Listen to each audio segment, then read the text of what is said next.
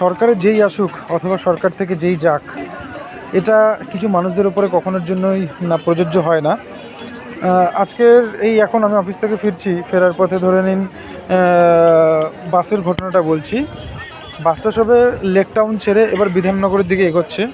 ঠিক সেই সময় তো আমি আমার ফোন এবং পকেটে থাকা হেডফোন, এই কানে থাকা আমার হেডফোন, আমি ওটাকে গুছিয়ে নিয়ে আমি ব্যাগের মধ্যে ভরবো। ঠিক এরকম সময়তে খেয়াল করলাম যে প্রচণ্ড ভিড়। আমার সামনে আমি দাঁড়িয়েছিলাম হচ্ছে গিয়ে, যিনি ড্রাইভার সেই ড্রাইভারের পেছনে একটা বড় টায়ার আছে ওনার সিটের পেছনে, সেই টায়ারের মধ্যে আমি হেলান দিয়ে দাঁড়িয়েছিলাম। এখন খেয়াল করছি যেদিকে মহিলারা বসেন সেই দিকেই মহিলাদের সামনেই আবার মহিলারা দাঁড়িয়ে আছেন। তো সেইখানেই এক মহিলার পেছনে এক ভদ্রলোক দাঁড়ানো, ওই জায়গাটাতে লাইট ছিল না বলে হালকা অন্ধকার, আর মোটামুটিভাবে মুখটা বোঝা যাচ্ছিল। তো ভদ্রমহিলার পেছনে যে ভদ্রলোক তিনি দাঁড়িয়ে আছেন, তার দাঁড়ানোর স্টাইলটা না স্বাভাবিক নয় বলতে, তিনি দাঁড়িয়ে আছেন তার কোমরটা উঁচু করে যে মহিলাটার সামনে পেছনে তিনি দাঁড়ানো, সেই মহিলাটার শরীরে মনে হচ্ছে যেন উনি ওনার শরীরটাকে ঠেকিয়ে দিয়ে দাঁড়িয়ে আছে, এরকম একটা পরিস্থিতি। ওনার এই কাজটাকে ভেরিফাই করার জন্য আমি সঙ্গে সঙ্গে ওই লোকটার দিক থেকে চোখটা সরিয়ে আমি বাসের সামনের কাছ থেকে আমি রাস্তার দিকে দেখছি যে ভদ্রলোক কী করে। তা আমার প্রথমবার যখন ওনার দিকে আমার চোখ পড়লো, উনি কী করলো, ওনার পেছন থেকে, ভদ্রমহিলার পেছন থেকে খানিকটা সরে আসলো আমাকে দেখে। এবার যেই না আমার চোখটা আমি ওনার থেকে সরিয়েছি, ইমিডিয়েটলি উনি সঙ্গে সঙ্গে ওই ভদ্রমহিলার পেছনে দিকে আবার সেম পজিশনে তো আবার দাঁড়িয়ে গেছে। এবার দুবার হওয়ার পর আমি বুঝে গেলাম যে এটা উনি ইন্টেনশনালি, মানে উনি ইচ্ছাকৃতভাবে করছে। তো এবার যখন বাসটা আমার বিধাননগরের স্টেশনের দিকে আমার ঘুরে গেল ব্রিজ থেকে নেমে, তখন আমি ভদ্রমহিলাটাকে ডেকে বললাম যে আপনার পেছনে দাঁড়িয়ে অসভ্যতামি করছে, আপনি কিছু অনুভব করতে পারছেন না? আমার কথা বলার সঙ্গে সঙ্গেই বাসের বিশেষ করে আমার পাশে যে সমস্ত লোক ছিল তার মধ্যে থেকে একটা ইয়াং ছেলে, মানে আমার থেকে একটু ছোটোই হবে খুব সম্ভবত, ছেলেটা বললো হ্যাঁ আমিও দেখছি অনেকক্ষণ। আরে ভাই, তুমি দেখছো তো বলছো না কেন? তুমি দেখছো তো তুমি বলোনি কেন?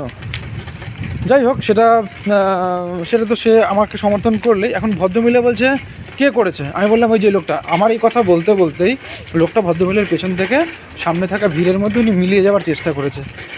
আমি বললাম যে এই ভদ্রলোক আপনার পেছনে দাঁড়িয়ে বদমাইশি করে যাচ্ছিল, এত আপনি কিছু বুঝতে পারছেন না?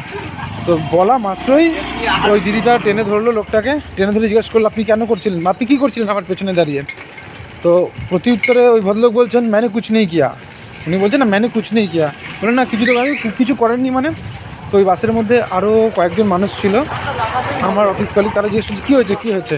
আমি বললাম যে এই ভদ্রলোক ওই ভদ্রমহিলার পেছনে দাঁড়িয়ে কোমর উঁচু করে অনেকক্ষণ থেকে বদমাইশি করছে, সেটা আমি দেখেছি এবং দেখার পর ওই দিদিটাকে বলেছি, তাই জন্য ধরেছে। তো সেই মুহূর্তেই উনি বাস থেকে লাফ দিয়েছে। বাসটা রীতিমতো থেমে গেছিলো স্টেশনের কাছে গিয়ে, ওই ভিড়ের মধ্যে লাফ দিয়েছে। লাফ দেওয়া মাত্রই পেছন থেকে একজন ভদ্রলোক আবার টেনে ধরে আবার বাসেতে উঠিয়ে দিয়েছে। ভাবে সেবা শুশ্রূষা করা যায় সেটা ওনার মতন করেছে। এখন একটাই প্রশ্ন হলো, ট্রেনে কিংবা বাসে এই ধরনের পাবলিক দেখা যায়, কিন্তু যারা দেখছো যে অন্যায় হচ্ছে তোমার বিপরীত দিকের মানুষের সাথে বা দিদির সাথে, বোনের সাথে, বা তোমার মায়ের বয়সী কোনো মহিলার সাথে, আমার মতে মনে হয় যে ওই মা কিংবা বোন যদি তোমার মা বোন হতো, নিশ্চয়ই তুমি ভাই চুপ করে থাকতে না, ঠিক কি না? হোক না সে অন্য কোনো মহিলা কিংবা কোনো কারো ঘরের তো তিনি মা, কারো তো দিদি, কারো তো তিনি নিশ্চয়ই বোন। তাহলে সে এরকম ধরনের ঘটনা দেখলে আমার মতে চুপ না করে থেকে তাকে অ্যালার্ট করো।